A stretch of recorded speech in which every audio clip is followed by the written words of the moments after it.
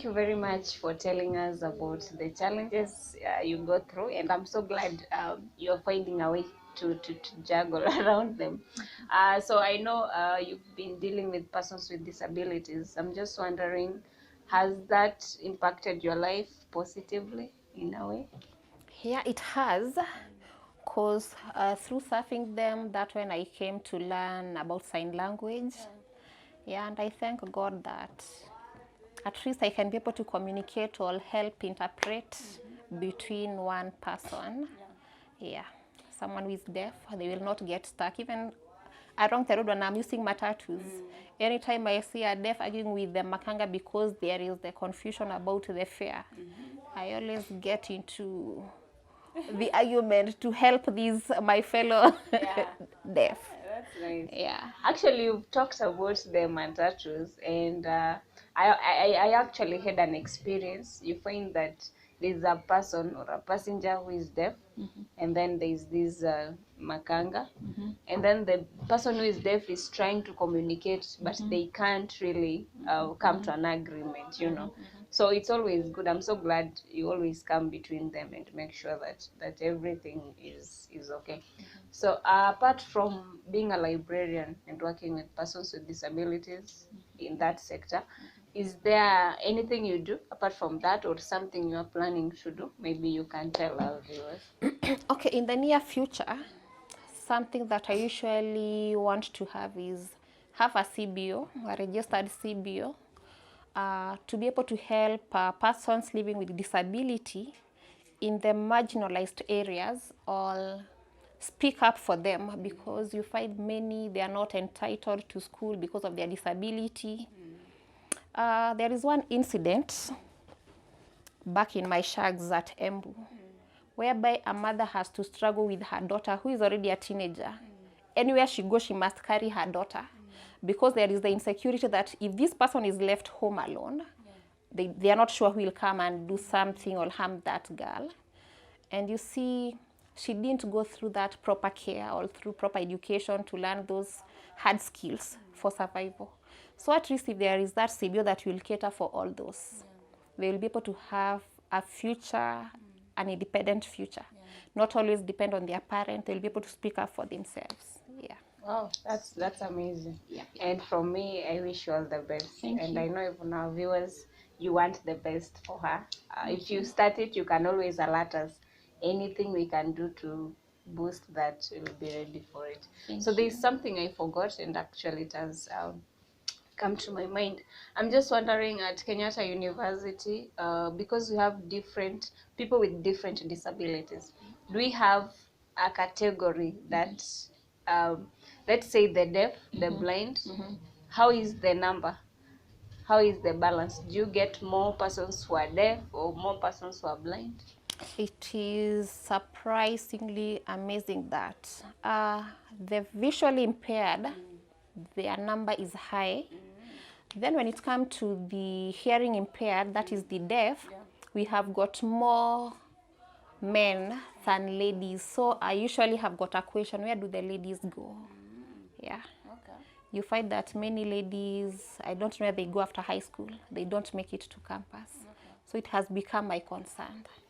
Yeah. Maybe that's something we can talk about. I don't know. Yeah, but it's something we can think about.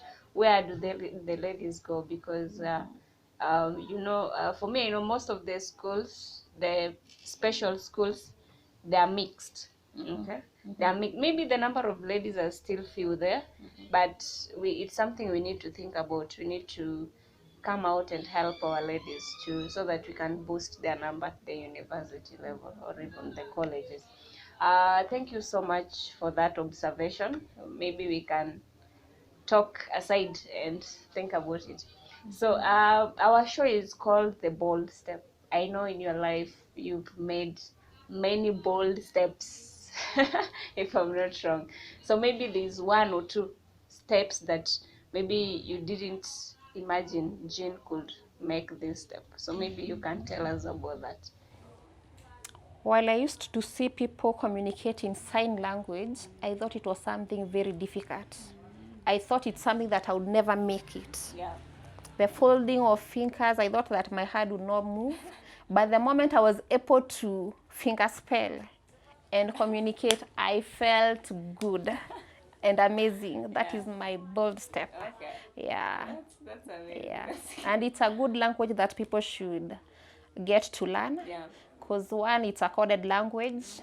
It's a language that you can even communicate while one is in water and you are out. Yeah, a language without barrier. It's a language that I love. Yeah, that's great. We are in this together. I also champion for the deaf and their right to information through sign language. Yeah. So thank you very much for that information.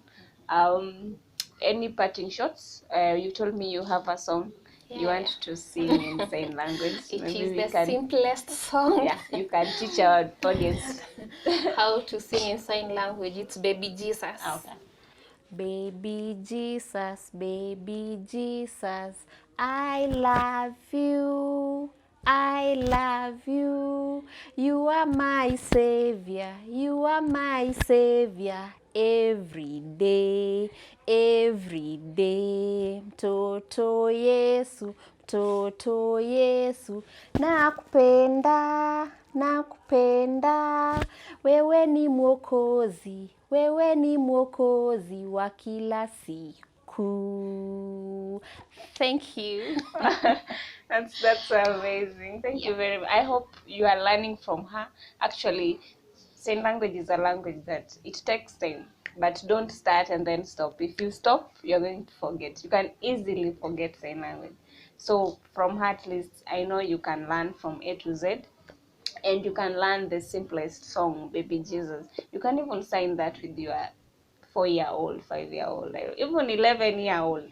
Sign language, for me, I feel that sign language is a language that every household should be able to kind of learn, you know, because you never know. Persons with disabilities, not all of them are born with disability. Some become disabled at a later age. So thank you very much for that. So maybe I'll give you some minutes for parting shots. Oh, thank you, thank you, thank you. Something I've learned about persons living with disability is that they don't like sympathy, but empathy. And we have got a slogan that usually say, hatutaki huruma, tunataka huduma. So kindly, anytime you meet a person living with disability, they are not there to beg for money. They are people who are learned, their IQ is sharp. So all they need is your service. And if you offer their service, that's all. You've been able to empower them to become better in their future. So thank you. I love working with them so much. Yeah.